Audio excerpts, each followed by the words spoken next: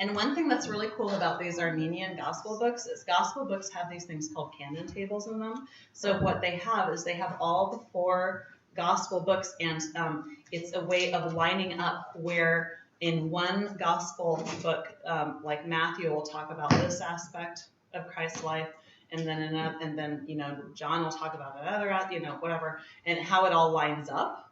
And they're often beautifully decorated. They continue that tradition in these Armenian books. This one doesn't seem to have a canon table, but that's a really fun thing to look for if you get interested in this, And also the gospel books of the Ottonian era. So shall we move on to the next thing? Yeah. Okay. So I've got you switched over to webcam now. Oh, lovely. Because the battery's on the other side. Great. Okay. These technologies never fail, right? These books have been around for centuries. They don't need batteries.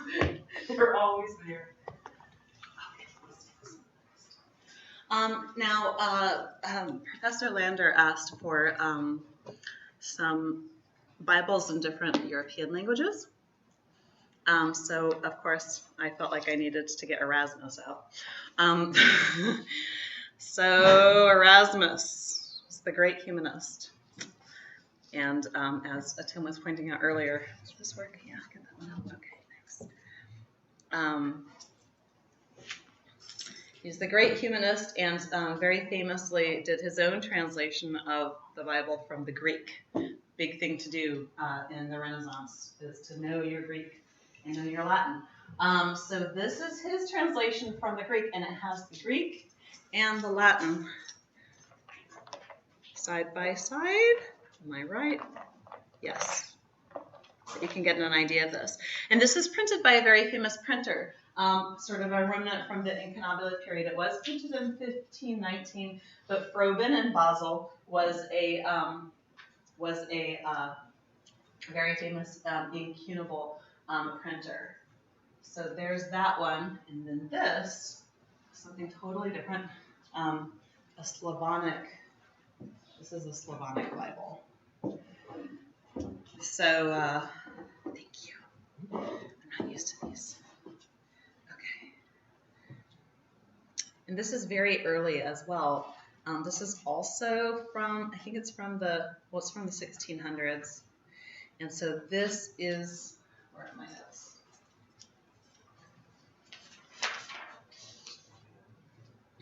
It's the earliest Russian book in this library.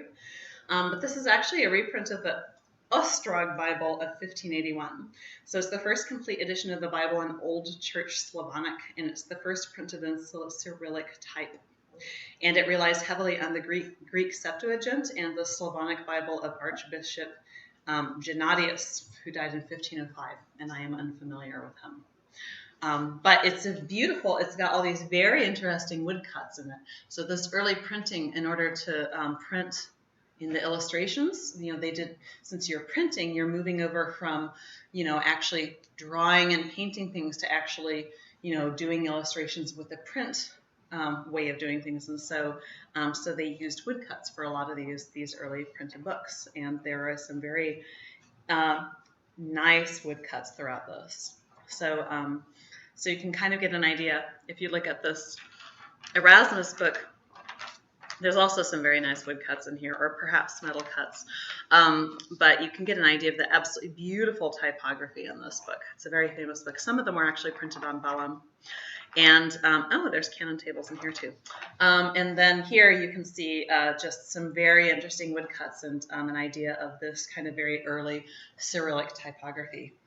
And what you have represented here are the Eastern Church and the Western Church, right? This is the Eastern Church tradition, which is why it was copied directly from the Greek, because that became the canonical text for the Eastern Church, for the Orthodox Church. And then this is the Western, the Latin Church, preserved Latin as that's why it's called often the Latin Church. So you've got this sort of the division of the two authorities, when this authority is under papal and this is under the patriarch. So there are two different authority traditions that are represented here. Come on up and look.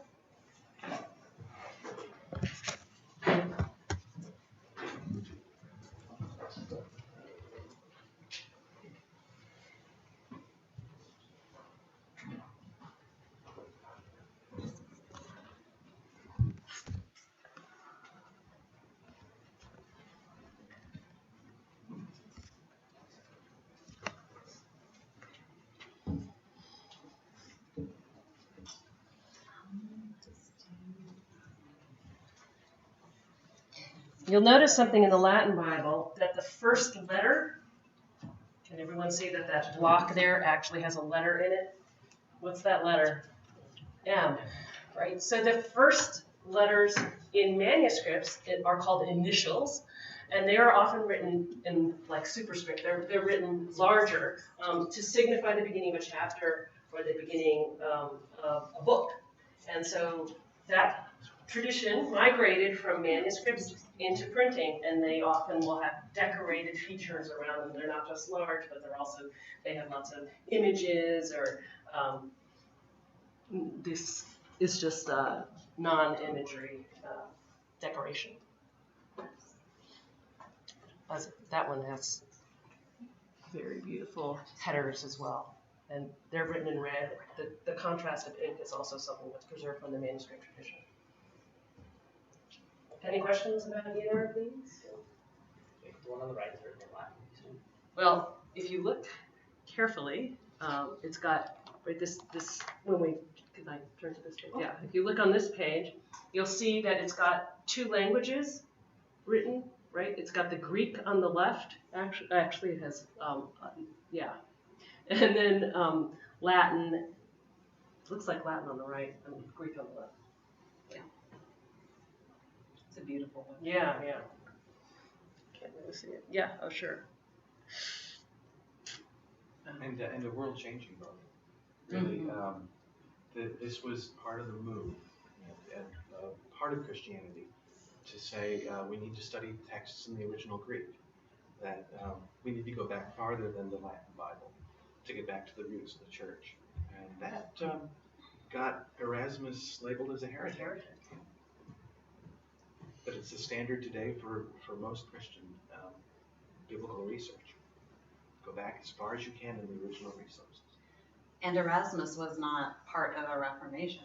I mean, this was 2 years after Luther nailed the 95 Theses, and he was not part of that, but he was doing what the other reformers were doing in translating biblical texts. So. And now it's standard in all Christian traditions, including Catholicism, to go back to the Greek. That's part of the revolution of the Catholic biblical tradition. Okay, great. Going back to the Greek, then how come those masses are still performed too? Oh, so it's only for biblical scholarship. It's not for liturgical purposes. It's Everything only else for is still- study. Everything else is still Latin based. In the Western Church. In the Western, yes.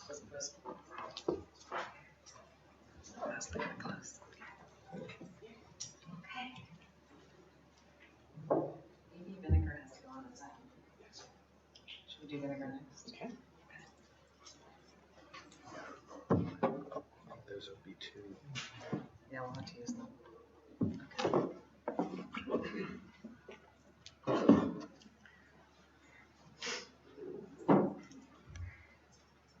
Okay, so Professor Lander had asked for an English illustrated Bible. There are a number of these. This one is very fun.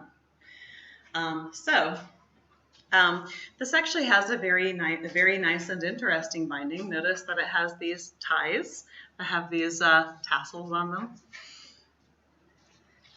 And it has these marbled end papers. Marbling had become particularly prominent in the 18th and 19th centuries. It had been passed over to Europe from Turkey and from the Middle East, actually. And this actually belonged to the Earl of Itchester.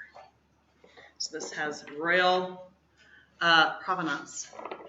But this is called the Vinegar Bible. It was printed by a man named Baskett in Oxford in 1717. And it's called the Vinegar Bible because there are a number of these famous English language Bibles that have typographical errors. And it's called the Vinegar Bible because in the parable of the vineyard, he accidentally types vinegar at the top. Or they typeset it because it was typesetting. So in Luke 20, we have the parable of the vinegar. And so that's why it gets its name. But it's also beautifully illustrated throughout with what are called engravings. Engravings, as opposed to, well, woodcuts tends to be things that are carved in relief. So what you would do is if you carved an illustration in a block of wood, what's sticking out is what you press upon the paper or whatever you're making your print upon. An engraving is usually something called an intaglio method of printing. So what you engrave into a metal plate or something, whatever is inside the groove is what's filled with the ink, and that's what is pressed onto the paper or whatever you're printing upon. And so that's what these engravings are probably intaglio engravings. And so you can get an idea here of this beautiful engraving. I'm just going to save this page for the parable of the vinegar. So you guys can come up and have a look at this. Now this is the size of what a lot of Bibles tend to be for lectern use, used in the church or for some kind of larger use. So,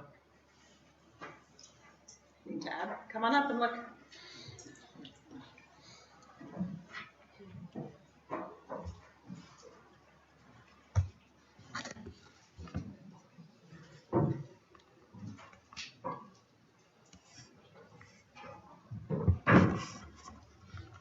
So you'll notice something in these Bibles that's different from the earlier ones that we were looking at is the chapterization.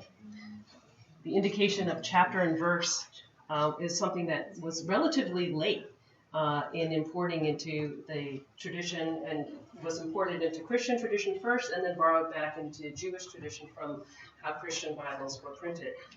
So the indication right up here of chapters and then if you look along the side of verses, that's relatively new and late to the tradition printing. Here's the parable of the vinegar up here. It doesn't have any pictures, but here's the running head.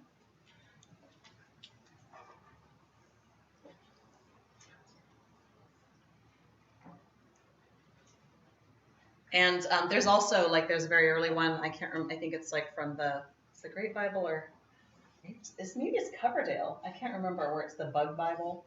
Nor shalt thou be afraid of any bugs at night, and some other things like that. And then Tim had just pointed out, asked which version of the Bible this is. I thought maybe I could look at the front here. It only says that it is revised by His Majesty's special command. So this would have been, let's see, Queen Anne died in 1714. So who is that? That's King George the First. Yeah, King George the First. So King George the First, who didn't really speak English. Well, anyway, so so that's the Vinegar Bible. We can figure out what version it is. If any of you are curious, just send us an email and I can find out for you.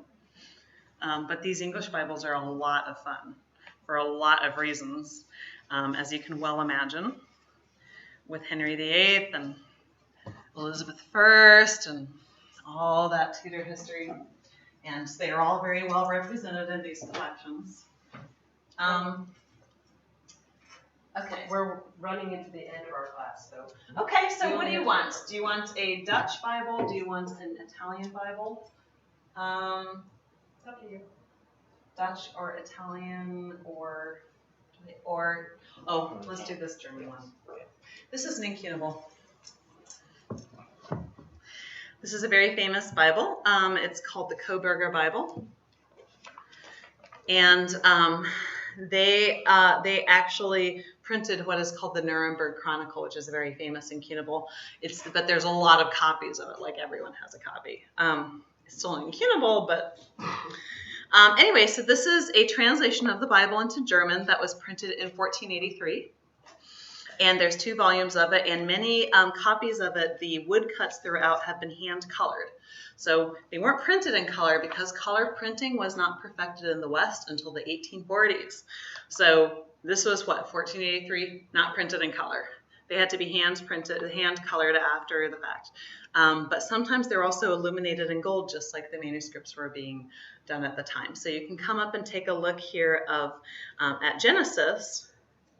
This is a very interesting woodcut for many reasons. And you can see the tooling and the gold and everything else. It's a very pretty, this one's been very prettily done. And you can see that the typeface is kind of like a cursive. It's very interesting. So you might want to just come up and take a look at that. And also note the coloration is very distinctive to this particular printer. Yes. Whoever they had coloring in the lines. In Nuremberg, yeah. It's very distinctive. Chronicle has these exact same hues. Oh, It's really, yeah. you can almost tell. And like every copy you see, it's like the same.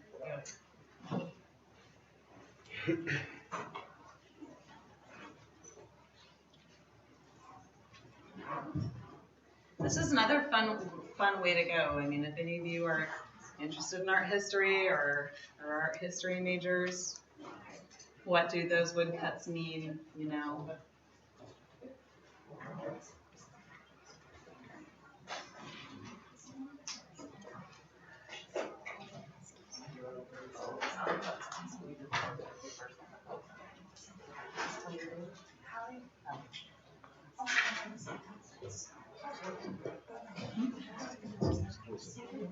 Okay, Friday. Thank you for being here. Thank you so much for coming. And please, thank you. And please feel free to come back and visit us. Just drop by, call from the reference desk. Let me know that you're here, and I will come and get you, and we will talk about special collections. And it will be awesome. Contact information is on